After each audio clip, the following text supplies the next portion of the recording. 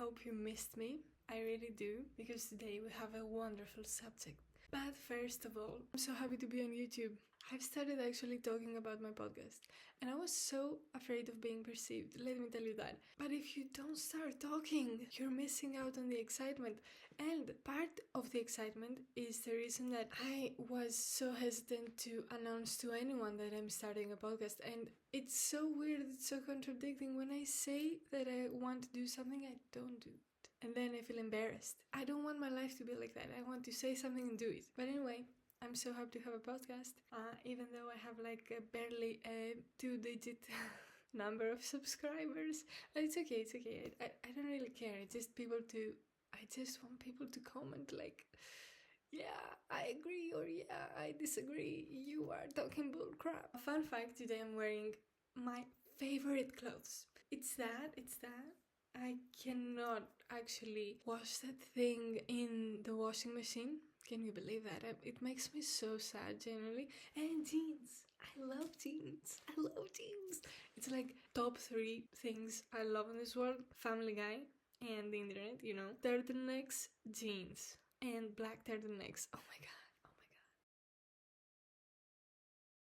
It has come to my attention that I should buy a microphone, and I'm sorry about that. I just never actually believed that there is a possibility that I will be progressively more enthusiastic about having a podcast. Maybe I hoped, but I didn't think I would. Maybe if you stick around, I'll have a microphone.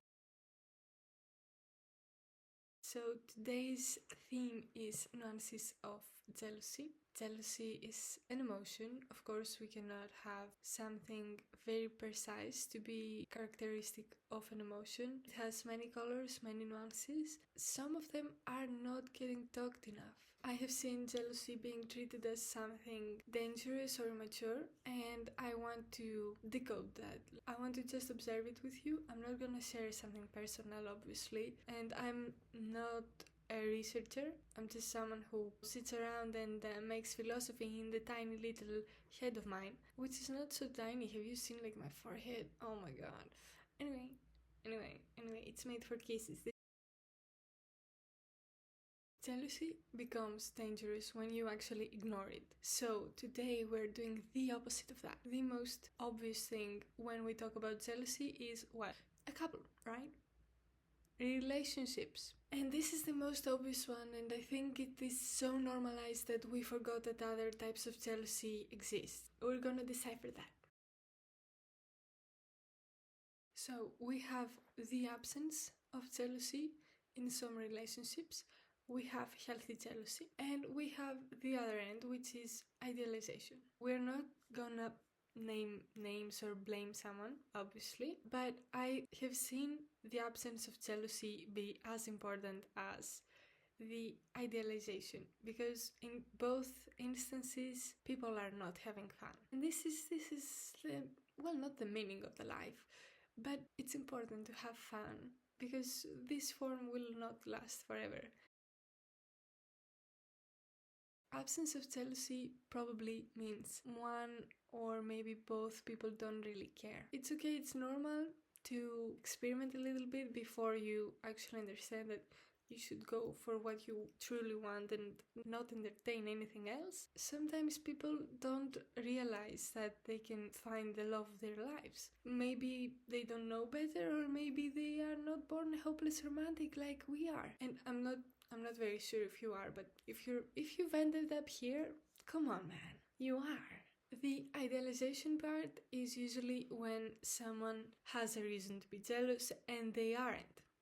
They blame the third person or a circumstance, anything besides the actual person. And whereas jealousy doesn't signify that, oh, cheating, oh my god, I don't even want to refer to that word because I have more important things to do. I know that this is mostly what people fear when they talk about jealousy and when they feel jealousy, because they don't talk about jealousy enough. We talk about communication, but the word jealousy is still a bit heavy. That's why I wanted to talk about it. Jealousy in a couple is a bit healthy, because it means that, yeah, I tend to be a bit insecure. Not me, I tend to be a lot. But co-regulation is something that humans are designed to do, and it's okay to just express a need and the other person can reassure you, not in an excessive manner, because then it feels like constant reassurance and nothing else. That's another extreme. And obviously I'm not gonna talk about games. I do not support. I think I had a very full adolescent life that I am just over that. Maybe not. Maybe I'll have wild 30s. Who knows? But for now I'm just no. I've seen that this reality change of I don't entertain games, and games just don't find me. What finds me is something completely different and very calm. You have to know the deepest, darkest moments to enjoy the actual sunrise. Someone said. The duality of life, I call it. Also, I want to feature this journal of mine. Yes, I write my little thoughts in there. I probably have reintroduced that. I have changed 2 journals, but it is still unfinished. Once the self-explanatory things are over us now, let's talk about real nuances. Another semi-obvious thing is friendships. As any human connection, it has jealousy. It also means that, oh, I have something important here. I don't want to lose it. It is a spectrum. For me, jealousy comes from being really selective. And I'm an introvert. I have analyzed it a bit in How Do We Love episode. I feel like if I choose you, you are gonna take this as a compliment, as you should, and I want something similar to that. I want my compliment also. This stems from, oh, I have to earn something, and we're gonna get back to that phrase. But I feel like I have some things that you should be grateful to have me as a friend, and you should too. Everyone should have some things to be proud of. I misinterpret the outgoing nature of my friends to me not being selected, which is not the case, but I have gone through a lot of waves to understand that. So this is one nuance of jealousy, and jealousy usually has as a destination love, rediscovering that you are loved. And we tend to be jealous when we are not again inside of ourselves. Or if we had a rough day and boom, jealousy. Maybe it has a root, but maybe it's just an insecurity that can be reassured, that can be worked on, but also it's a compliment that, oh, you found something that you don't want to lose. Jealousy actually teaches us that we believe that we can conquer something. Well, not conquer, for lack of better wording. If I'm jealous of my friend, that means that I believe that I can be with her in that place. I can be her friend. I'm talking about her because I don't have male friends. It is really important to note another example of sometimes we have unrealistic expectations. Why? Because we think that we can be satisfied by 1 or 2 people, when in reality we need more. We need to be satisfied with ourselves. But that doesn't mean that you have to be satisfied with yourself first, and then you can search for love, for platonic love, for romantic love. No, sometimes it's a journey that is not dependent to another journey. Self-love is not really dependent on the love of others. You can be loved and not really love yourself, or you can love yourself and for lack of better circumstances, you are not so familiar with other people's love. If you truly love yourself, you'll try. And if you truly let other people love you, you'll eventually love yourself. It's actually a very traumatizing belief to think that, oh, I have to love myself in order to love another person. Yeah, no, you can try to love yourself and love another person. It's just that you need to be more cautious with your boundaries. You just need to take it one day at a time. Maybe some journaling? Am I promoting a journal? I don't know. Another nuance. I really like this word. I really like this word. Another nuance of jealousy that I have seen, and as an only child, it really confuses me, is siblings. You have a sibling from the moment you're born, and you get to have one. Oh my god. Like, What? You get to have one for the rest of your life. Your parents will, you know, die eventually, but no, you'll continue to have a sibling. You'll continue to have a family that chooses you. As an only child, I'm jealous of that, and I'm also very angry about it. I grew up with such a distorted image of siblings. Like, I could never grasp the fact that no matter how many times you have been rival with each other, no matter the misunderstandings, the mismatch of character, the different interests, you get to be in each other's lives if you choose to, and love can be there. What? As someone who had a lot of boxes growing up as a coping mechanism and as a protective mechanism, I cannot comprehend it. It amazes me, it frightens me a lot, and I genuinely don't think that anyone will ever love me like that. Or if they love me, I have convinced myself that they are not suitable for my life. They do not give me something, I do not give something to them. We cannot coexist. I think that I'm just a frightened little child in there. It truly amazes me. Yeah, I have already mentioned that, but it truly amazes me that people coexist. And a sad story, I once had a very important person of mine, and I knew that I was gonna lose them, and I did. And I was like, oh my god, you have siblings and they're gonna be in your life and I'm not. If I mess up, I'll have to go, and people are gonna be in your life and I won't. It really made me feel anger, not jealousy, just anger. I straight up accepted my loss. That unity, when the adolescent years, when we cross them, we want people who have the same music taste as us around us, maybe fashion taste, maybe taste in, well, we need something in common, and we tend to categorize ourselves, and names really help that. Maybe siblings don't fit that name, that label. Yeah, label is the right word. Maybe siblings don't fit the same level as us, but we still are family and we love. What? I used to believe that if I get in a fight with someone or have a weird communication, that I'm gonna end up outside the door and the door is gonna be locked. Well, that's on me, but you get the point. Anyway, I'm not jealous of people who actually have siblings. I would love to have a connection like that, because I have always believed that I have to earn something.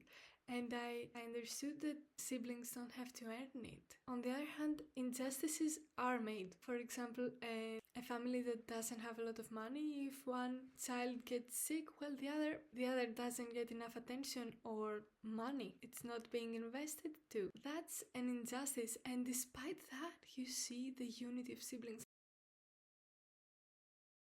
But besides that, we have all the other random things. I have seen people being jealous of a way of living, a more minimal way of living, a more material way of living.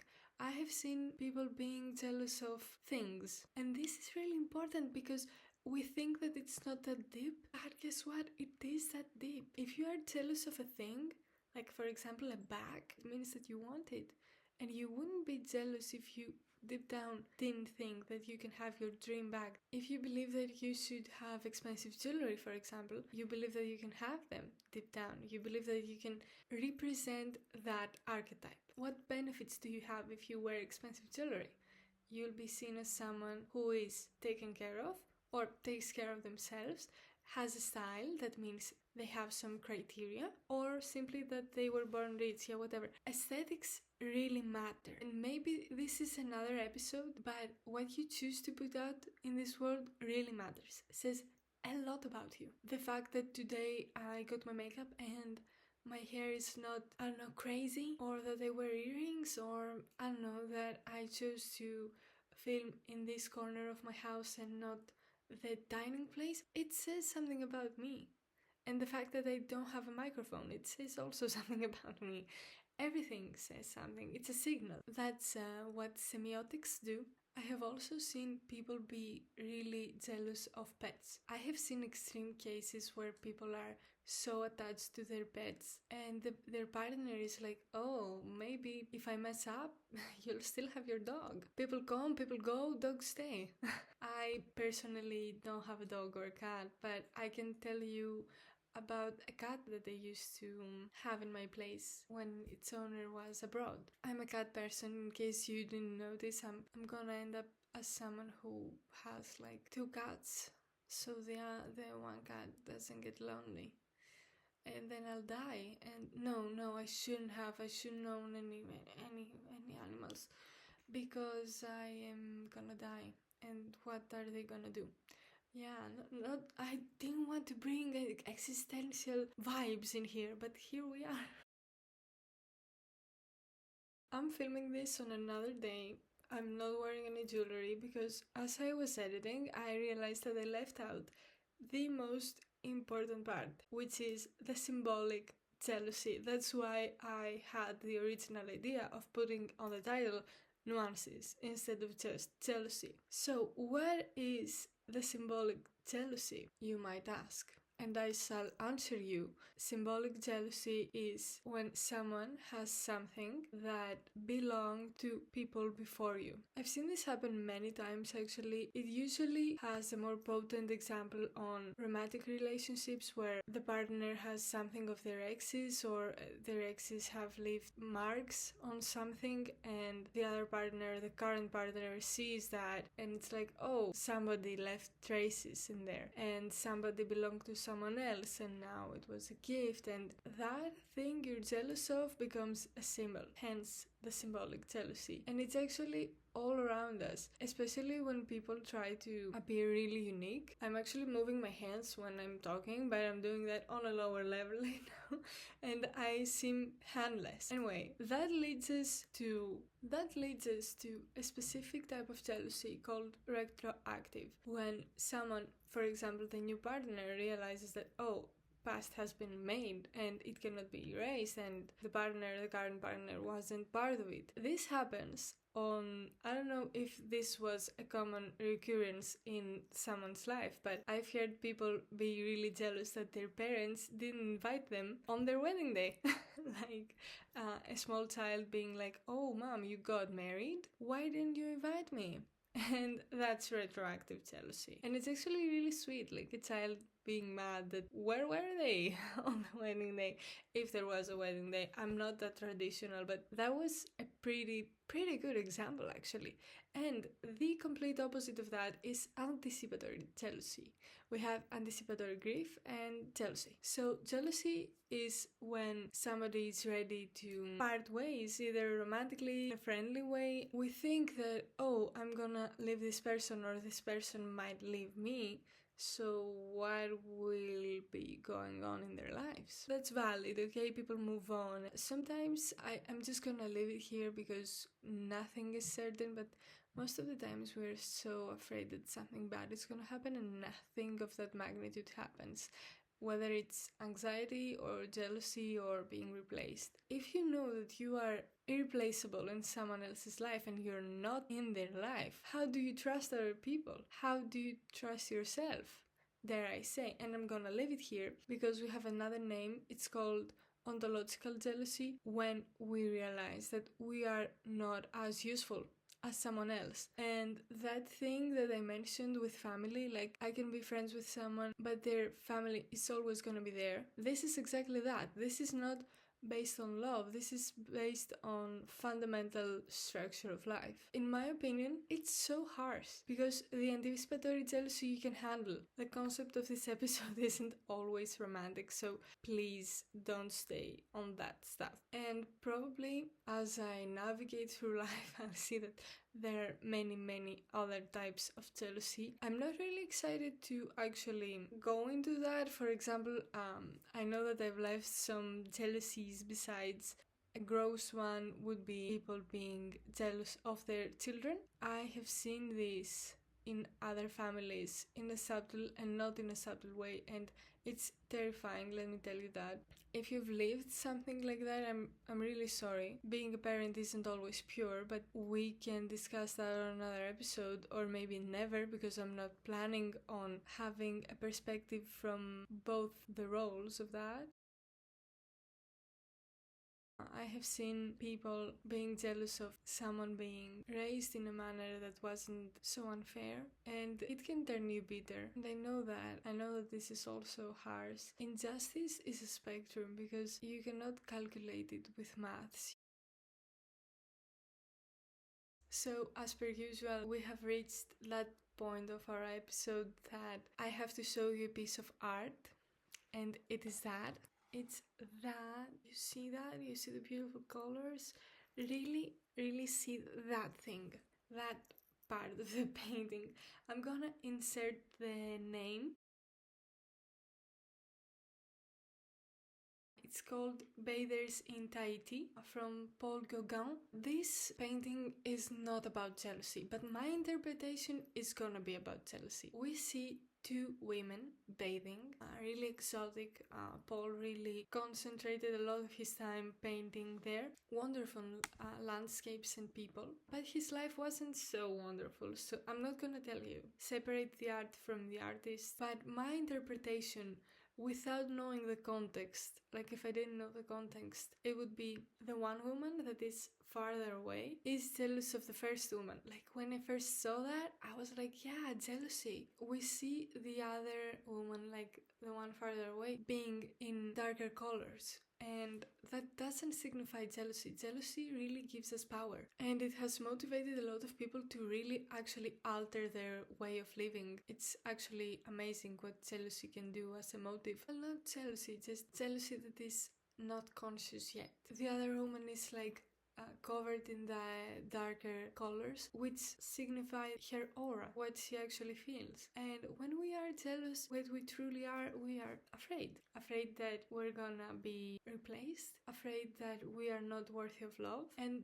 that's the whole point of the episode, actually. This is, every nuance actually says that. We are afraid that something, a negative narrative is being told for us, or we understand that we are living in a negative narrative, which is false. It's just an emotion.